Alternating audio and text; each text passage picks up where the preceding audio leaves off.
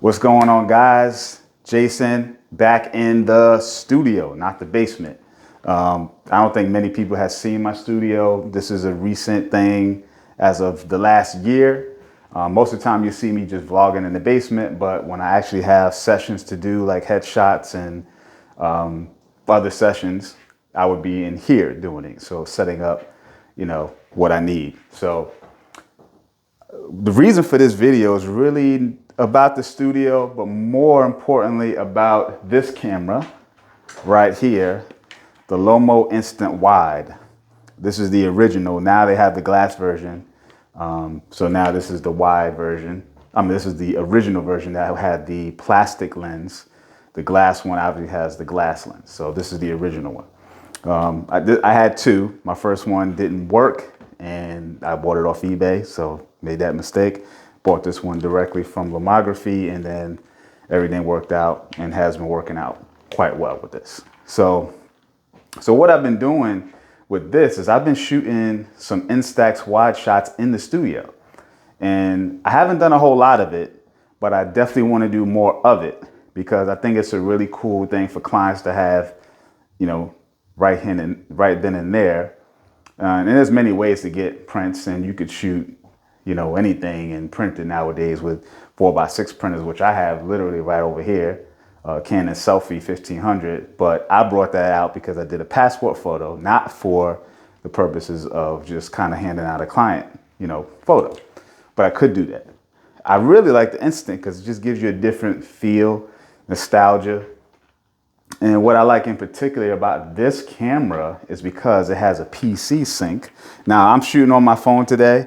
Didn't want to bring the other camera out and set it up and all that. So probably a little dark, not the best quality. You probably can't see it, but there is a PC sync here. I'm gonna try to get the light to shine right there. It's a little PC sync. So if you old school photographers know what that is, it's just it's a plug where you just plug your flashes in. So I have a couple of flashes already set up for my digital stuff. But what I've done is I put a little fake cold shoe. You can't see it. Maybe you can see it right there. It's a cold shoe that I Gorilla glued to the side. So I could take a flash trigger like this. Hold on one second. I'm off camera, but I'm gonna bring my other trigger, take this off my other camera, my digital. But I got a flash trigger that goes to all these units. They're just cheap, radio units. There's nothing TTL or fancy about it, but it works in the studio because I'm controlling everything anyway. So I know my settings when I'm in here. I know how I like to shoot with my digital cameras, and I'm doing the same thing with this Instant camera. So I take a, plug the PC sync to a 2.5 inch, 2.5 input on the side of this radio trigger, and I just put the trigger on the side. And that's kind of how I've been shooting in the studio. So I lock it in, and now I can be free to move around. The alternative is I do have another cable that has PC sync to 3.5, and that 3.5 can go directly into the flash. But, obviously it's a long cable. You can have a trip hazard. So, it's easier to go with the radio unit, I think. It makes more sense, but you could do it with the actual wired cable. The only issue is the PC sync isn't very secure, and I think that's why camera manufacturers have gone away with it and gone the hot shoe anyway, because it's just nothing to really hold it there. So if you are using a cable, especially one that's going to go straight to the flash, it could just come right out. So you got to be mindful of that. So this to me is a better solution. It's smaller, lighter. This flash trigger weighs literally nothing. 2.5 will stay on the side right here. So everything's hanging off to the left of the camera and no issues. So I've got good results. So what I like again about this camera is that it has modes, and there's what's called a 1/30 mode. So that's mainly for the flash usage, and it defaults the camera to f8 automatically. And then you have the film, Instax film is ISO 800. So once you know your settings, you balance out your flash units to get you the right exposure, right output of power. And then you can get some very clean shots. And, because you're in the studio, you could be very creative with, your background. You could have a second light shooting some different gel colors, and you can really play around, with it now and just have that instant output. It's kind of a cool trick to have for clients. So that's really what I wanted to mention. So if I have time, I will add some photos in this video if I haven't already to show what I shot over the weekend. Nothing super fancy. It was just very basic. It was a client who wanted some headshots for LinkedIn and stuff. So we did a few instants in between the digital stuff, and it just came out very clean, and just overall, like I like this camera. It has it's a lot of fun to shoot with family. It has a remote trigger, so you got this trigger that you can do, bulb mode, or just take a snap wirelessly with, and the camera's not the most well-made thing. It's not horrible, but it's priced accordingly. So if you break it, you don't feel so bad. You get another one, but you get a lot out of it. It's just a lot of cool features and multiple exposure, and you can control the flash. You can turn it on and off. Like, that's a great thing by itself, just being outdoors in the bright sun. You don't have to use the flash like some of those other cheaper units that are just constantly on. So really cool camera, and I'm going to be doing more with it. And so between my Fuji stuff, my sharing photos, and instant photography, you'll probably see a lot more of instant these days as well. So stay tuned, and let me know what you think. Talk to you in the next one. So hey, let's do a real quick tour of my small little studio, right? And what I might actually use. So I already talked about this guy, the Lomo'Instant Wide, my favorite instant film camera right now. Love it. I've got in here my X Pro 2, which I shot today to do some passport photos. This is a newer radio trigger, which I'll show you goes to these other receiver units that I use. So I use very basic stuff, right? So I'm going to show you on this right here. So I got 3 flashes.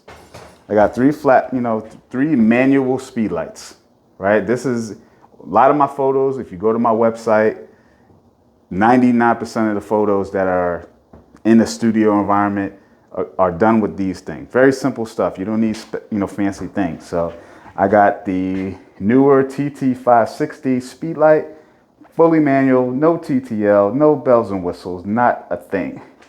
Then I've got the radio trigger CTR16. Probably don't even make this anymore. It's probably Godox now, if I'm not mistaken. Basic receiver, so it talks to that flash trigger that I just had shown you. And I basically got these ×3. Same flashes, same trigger, receivers, everything. Exactly the same. And I got some basic, light stands from Amazon, something, heavy duty. So it is metal, but still lightweight, sturdy. I use a shoot-through umbrella for the subject. So when I'm shooting, color photography, not gels or anything like that, I use the shoot-through to get soft light through the front. So this will illuminate the subject right here on the background and give them even light. And then this one is reflecting light opposite. So what I'm doing here is shooting light into the umbrella. This has a black, obviously, outside, so the light doesn't go through it. Bounces back off to the background to make sure that I have a nice white background as much as possible. As you can see, the backdrop, it's probably I'm about 5'10"-ish, reaching up. So this is probably about 8 feet. Yeah, probably about 8 feet or so, I'm guessing. The backdrop is a muslin white cloth, and I'm using muslin clamps to hold them to the side. So right here to the backdrop, it's a simple backdrop, as you can see.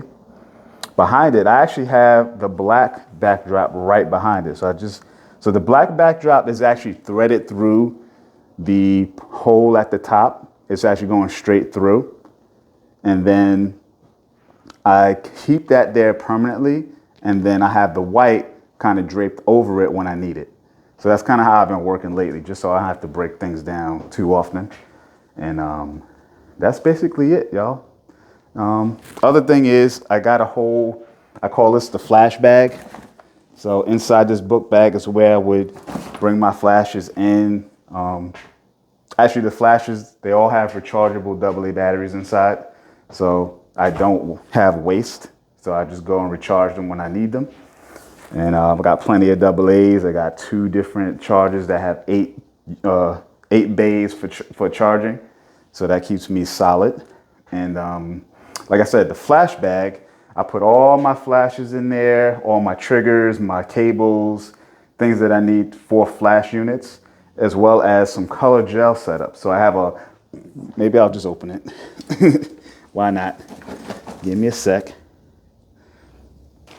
All right, so like I said, in this bag is a whole color gel set for speed lights. So it has these like rubber bands that go around the speed light, and then I will put the gels through it on each side. You see these tabs to hold them through, and then it will shoot the light through the color gel to get me different looks. So I could, there's color gel corrections in there, which I never use.